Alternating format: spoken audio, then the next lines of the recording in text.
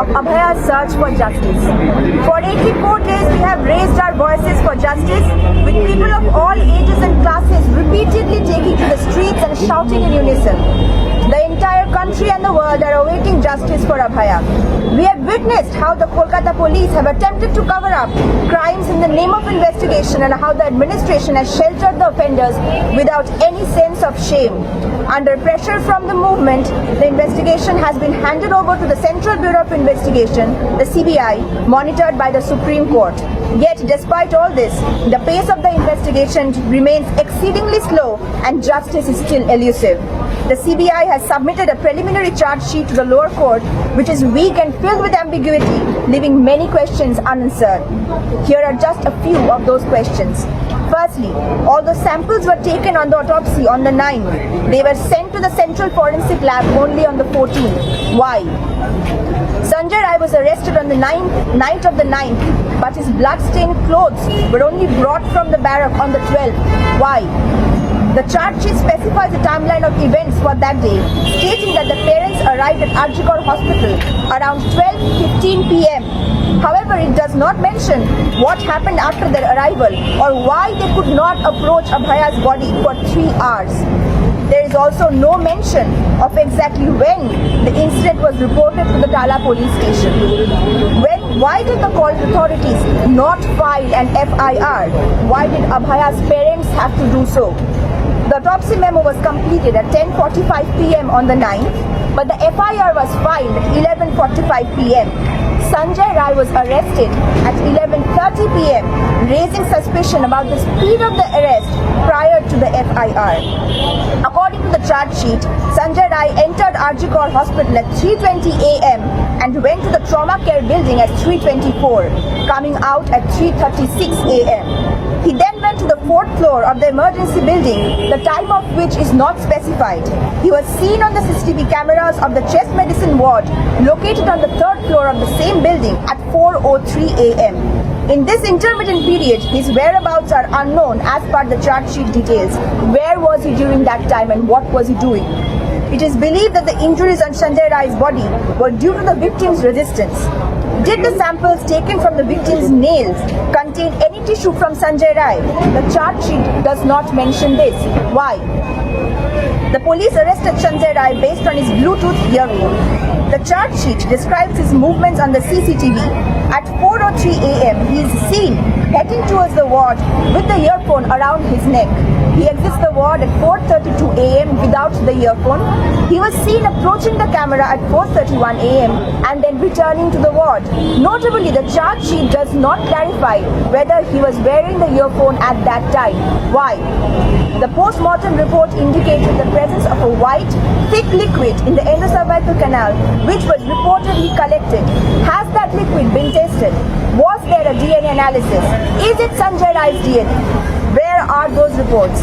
While there is evidence of Sanjay Rai's saliva on the upper part of Abhaya's body, there is no mention of the thick white liquid in the charge sheet. Why? Abhaya's parents were not allowed to come close to the body at all. They were not even permitted to perform the last rites. What was the reason of the police's rapid action in the cremation? Who gave the orders? Under whose instructions were the family members not allowed to go there during the cremation?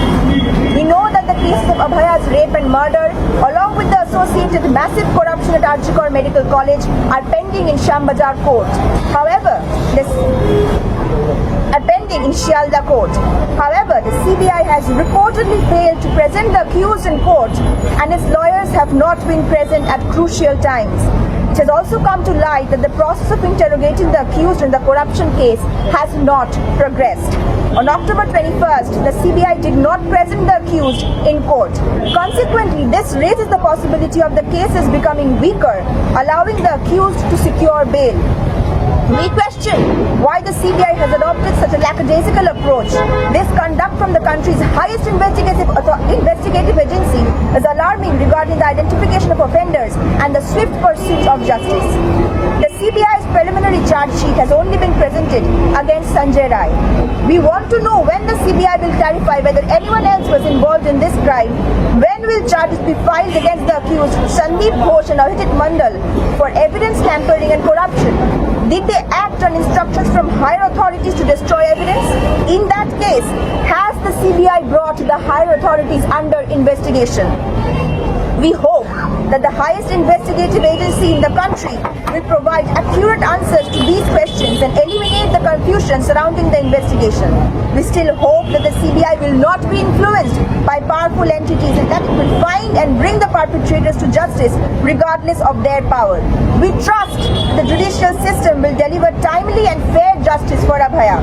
In light of these questions, we had called for a march to the CGO complex on October 30th.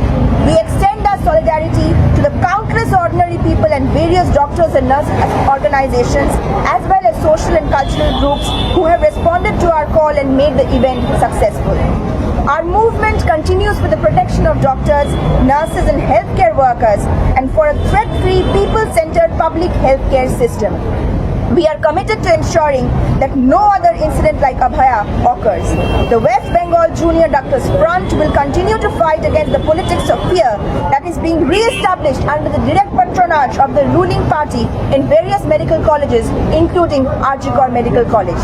The Chief Minister herself has objected to the authority of the inquiry committee formed by the college authorities.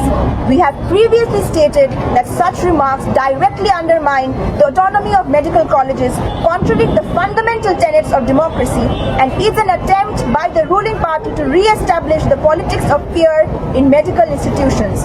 We will fight all attempts to make our educational institutions threat hubs. We will keep a vigilant eye on the government's sincerity in implementing the directives issued regarding the infrastructural development of the healthcare system at the state level, along with our other demands. The interests of the general public are our interests. WBJDF will be vocally present from hospitals to the streets to ensure patient welfare in the public healthcare system and to secure an improved, people-centered healthcare. We will be closely monitoring the hearings on the 4th in Shialda Court and on the 5th in Supreme Court. On November 9th, it will be 3 months since Abhaya's horrific incident occurred. 3 months means 90 days, exactly the period the CBI had asked to file the investigation charge sheet. 90 days of not receiving justice, 90 days of mockery in the name of justice. On November 9th, we will hold a Gallery of Rebellion exhibition at various medical colleges in the memory of Abhaya, attempting to capture various moments and themes of this ongoing movement through photographs, posters, poems and art installations. On that day, a blood donation camp will also be organized at RG Medical College and Hospital. We will hold a citizens' march demanding justice starting at College Square and moving to Dharmatala at 3 p.m. to gather public opinion on the CBI investigation and the ongoing movement. We urge the people across various districts of Bengal and nationwide to take to the streets that day to demand justice. Protest in your own way, whether through marches, gatherings, human chains, protest meetings or cultural protest events such as songs, plays. Everyone should express dissent in their own way, in neighborhoods, localities and through their clubs and societies. Our commitment to the fight to attain justice for Abhaya and to prevent further Abhayas is unwavering. Please do not mistake this commitment for the empty promises from political parties. We will not leave this movement or the streets without achieving justice for Tilottama.